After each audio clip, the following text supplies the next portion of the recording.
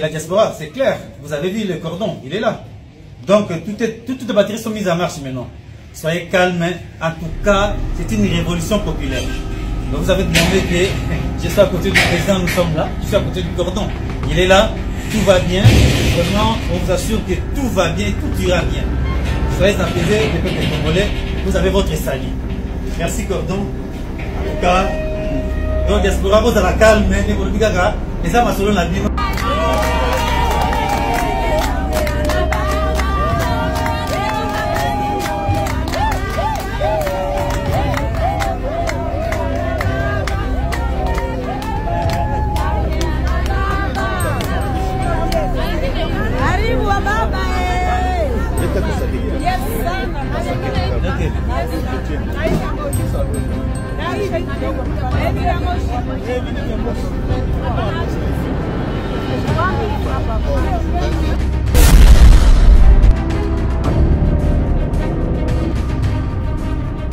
Alors qu'on circulait librement dans la mboka oyo M23 et Botoli RDC. Nanga azaye mon côté. Nanga tomoni na sima nanga ba membre ya IDP pardon ba membre ya PPRD na MLC ba ko soutenir ba M23 na vision nanga za nango ya rébellion contre la RDC. Mais les autorités congolaises, pourquoi Bazali Kotika, un individu comme Nanga, à sa bastatage Yaboye contre notre pays? Boyebi, tant que vous avez la campagne dans les médias pour le bélasir la force de notre armée, FARDC, pour le bélasir Minduki, Borosomba, tout ça pour Nabitumba. Koloba même batak que Togo attaqué Rwanda, Bandeko. Maintenant, on a Nanga qui circule librement na kati ya territoire na Rutshuru. Donc Rutshuru wana tinenge tokoti na deuxième mandat oyo gouvernement ya RDC est incapable de récupérer ma belé ya Congo. Donc comprendre le phénomène en beauté. Phénomène oyo donc comprendre en beauté jusque là pourquoi les gouvernements ils sont incapables de récupérer ma belé ya Congo. Mais toi tu comment on a Bakangi conseiller stratégique, il y a Corneille Nanga, mais c'est Eric Kumba. Mais eloko kamwa na kata scénario oyo, comment pourquoi kokokanga mutu? Oui, le service est qualifié. Mais pourquoi permettre ce que intervention na eto audition na ye à la divulguer à la place publique? La intention nini lelo botiki obimisi makambo oyo il faut ezala d'abord dans un premier temps garder dans le service pour la koluka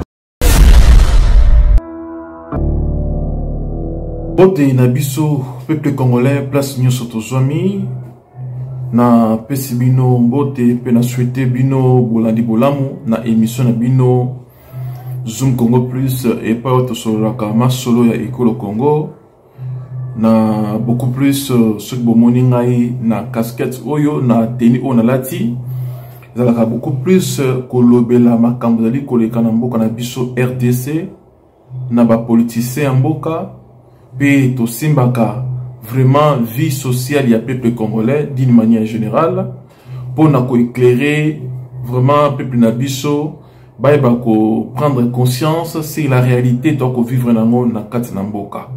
Ezawabino Makosa Excellence, on est toujours là pour vous présenter ce qui est essentiel pour notre pays. Alors aujourd'hui, Nazali na sujet encore très important, il faut sur le peuple congolais, tout partager ma canisi ensemble par rapport à sujet Oyo. Nakolobela dossier à nouveau gouvernement Oyo et Zako Kamamasiko na madame Judith Tuluka.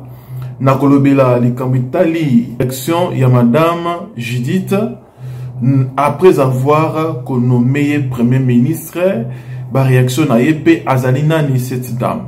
Je vais parler encore de ce que nous voyons et nous constatons ces derniers temps, la présence de Maman Marthe dans le milieu politique. Je vais essayer un peu de réfléchir ensemble sur ça.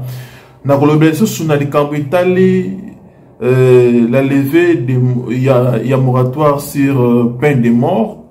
Na RDC, pourquoi RDC lelo na régime actuel ya M. Félix Tshisekedi bandimi kolongola ko instaurer encore peine de mort na kati ya mboka ezali pona nini est-ce que ezali malamu to mabe na ko partager ngo na biso na kati na émission oyo tokolobela pe likambo etali rébellion ya Corneille Nangaa na ba allié na ye oyo baike ko rejoindre ye ngamu ndambu bauti na PPRD mususu pe bauti na ngambu ya nini oyo ya MLC.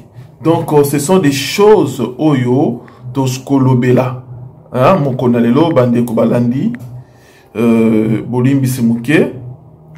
Donc voilà tokolobela si j'ai mususu ezali tellement ébélé, je pense que nakozala un peu court na ba intervention na c'est chaque sujet. Pour le BP sur le Kamutali Augustin Kabuya ba déclaration na ye pona bitumba ya est ya Congo ndenge auti ko qualifier Joseph Kabila comme la tête ya M23. Est-ce que il a raison ou il a tort par rapport à un niveau na cadre il y a parti présidentiel. Pour le pays Kambetali, comportement il y a pas policier na biso.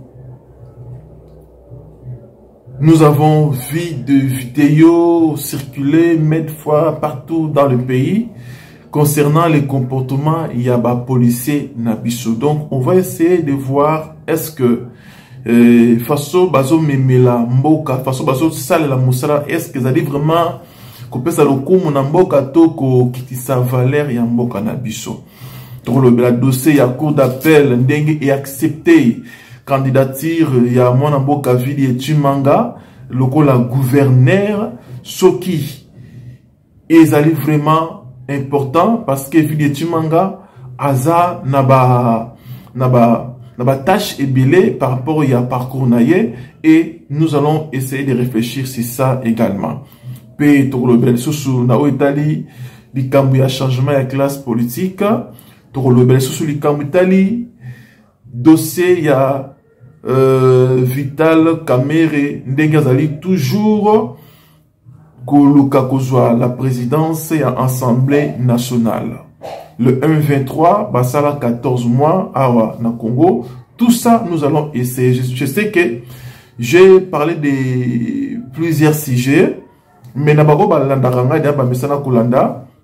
allons essayer à kozwa ndambu et toko solola na peuple congolais.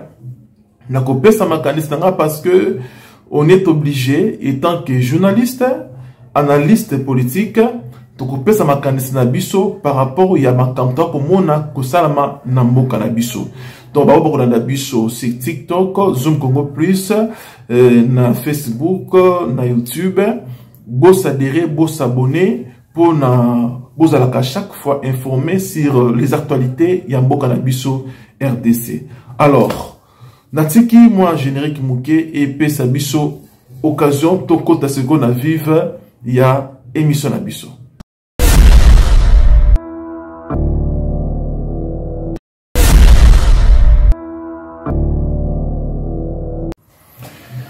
Voilà, merci Nabino partout boza kolanda biso. Alors, toye siko ko développer si je nabiso to ben na point ya liboso o na ngaki d'abord na sala ngo lokola introduction na moni lelo Rwanda azali ko célébrer 30 ans ya génocide na ye. Na kati wana et pousser ngai na réfléchir aussi makambo ebele. Boyebi malamu peuple congolais génocide o esalami na Rwanda na oyo Congo RDC et perdre. Je pense que lelo il faut toujours mayele et peut comprendre pourquoi communauté internationale bali kopé sa valeur mingi na génocide ya Rwanda kasi RDC jusque là ils ont un mouvement mokote ils ont les locaux mokote zali ko se lever pour na ko soutenir bitumba na biso na est et sila et loko sali ngai na la kisabino vidéo obozomona wana zali image makameleki na Rwanda mais na ye komi tout na RDC et perdre plus de 10 millions de population na partie est et si toute l'étendue RDC. Plus de 10 millions de morts au subir na katamboka na biso RDC. Mais jusque là, oza ko sala passe c'est que gouvernement ezali kopé sa valeur mon côté pour nabitumba makambo o esalami o elekeli biso na katamboka na ngamba est. Or ce sont des problèmes au essayé là qui gouvernement na biso ezwa makambo na maboko ko organiser ba manifestation d'une manière officielle pour na annoncer ba tuerie aux akosalama na mboka. Imaginez-vous na image au boza kotala ya cérémonie à 30 ans ya génocide au kosalama na Rwanda. On a même invité ba président ya bamboka misusu. Ba président ya bamboka misusu. On a même invité bango na kati ya cérémonie oyo. Mais RDC président Monsieur Félix Tshisekedi na premier mandat na ye alobaki akosili sango te soki bituma est esilite. Na maloba na ye tomoni makambo oyo esalami ti lelo elo mo pete esalami po na bandeko na biso bakovivre na kata est. To continue na deuxième mandat jusque là eza na réaction mon côté par rapport ya bakonzi na biso. Population basali ba marche. Population basali ba émission ba réclamation par-ci par-là. Mais na part ya gouvernement to moni ba action ya makasi autre que ça que monde entier va reconnaître pas si aux oleka na kati ya Congo pe hémorragie o ezala arrêté tout ce que mona ba action moko makasi te na part ya gouvernement. Tout ça comme on a ba politicien baza ko sala ba meeting pour na ba intérêt na bango moko personnel pe ba parti politique na bango. Donc comme on a gouvernement ils a ko soutenir les individus pour leur activité aux alliés liés pour soutenir le pouvoir en place. Mais quand est-ce que tout comme on a gouvernement ko organiser ba grand forum pour la situation à Est et à Congo. Qu'on invite même les autorités à Libanamboka qu'on participe à un forum pour réfléchir sur la situation à RDC. Pourquoi cela ne se fait pas? Pourquoi cela ne se fait pas? Je pense que ça va question faut y en avoir mituna étant que les Congolais. Ça mituna faut en mituna pourquoi mitumba ya RDC ya Est gouvernement va dire que Zwango na considération té.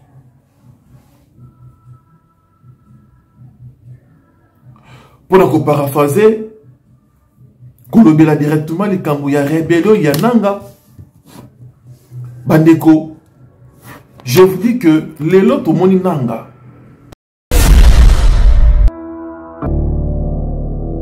La diaspora, c'est clair. Vous avez vu le cordon, il est là. Donc toutes les batteries sont mises en marche maintenant. Soyez calmes. En tout cas, c'est une révolution populaire. Donc vous avez demandé que je sois à côté du président, nous sommes là. Je suis à côté du cordon. Il est là, tout va bien. Vraiment, on vous assure que tout va bien, tout ira bien. Soyez apaisés, les peuples congolais. Vous avez votre salut. Merci cordon. En tout cas, donc diaspora, vous avez la calme. Les âmes selon la vie.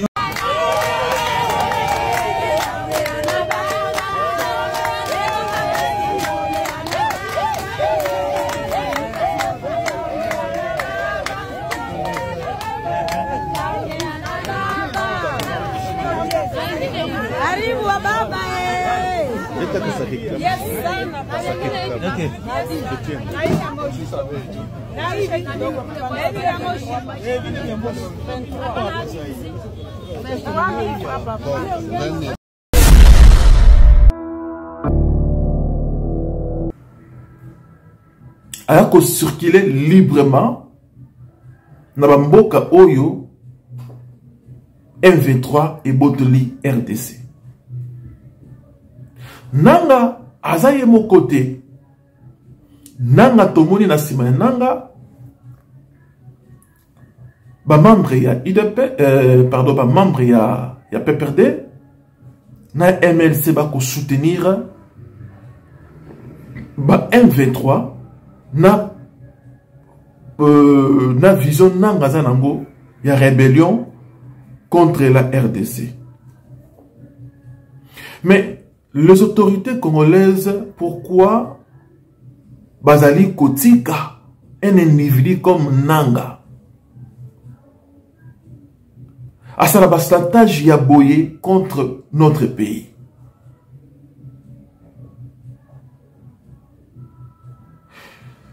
Boyebi, tant que bozo sala ba campagne na média, kolobela si la force de notre armée FARDC, kolobela sur Minduki, Boko Somba, tout ça pour Nabitumba. Koloba même batak que Togo attaqué Rwanda, Bandeko. Maintenant, comment Nanga ko circuler librement na kati ya territoire na Rutshuru. Donc Rutshuru wana tinenge to koti na deuxième mandat oyo gouvernement ya RDC est incapable de récupérer ma belé ya Congo. Donc comprendre un phénomène en côté.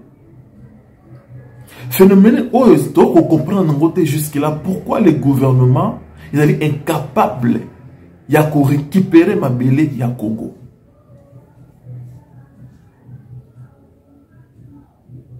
Mais toi tu comment on a Bakangi conseiller stratégique, il y a Corneille Nanga, mais c'est Eric Kumba.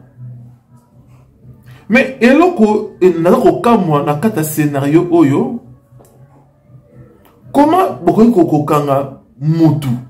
Oui, ba service est kangiye. Mais pourquoi permettre ce que intervention na eto audition na ye et à la divulguer à la place publique? Na intention nini lelo botiki bobimisi makambo oyo il faut ezala d'abord dans un premier temps garder na ba service pour la koluka banquette kokanga batu oyo bazali cité na affaire wana. Mais tomoni ba vidéo ebimi ba audio ebimi, mais c'est Eric Rakotanga batoyo bazali associé dans le dossier il y a M23. Atangi Claudel Lubaya, Olengankoi, Kabila et tant d'autres. Mais bon, moi que Mouto azako sala mabei, Mouto azali traître. Bokoki jamais ko publier sans avoir d'abord ko maintenir rien. Bon cannabiso, il faut tous à quelque part sérieux na makambo mususu. Na moni deuxième régime, on est au Kenenango, na ba action, na ba acte. Tu vas toujours répéter. Makambo o esanamaki na mandat ya liboso. Makambo nini? Kovanda likolo ya ba kombo ya batu.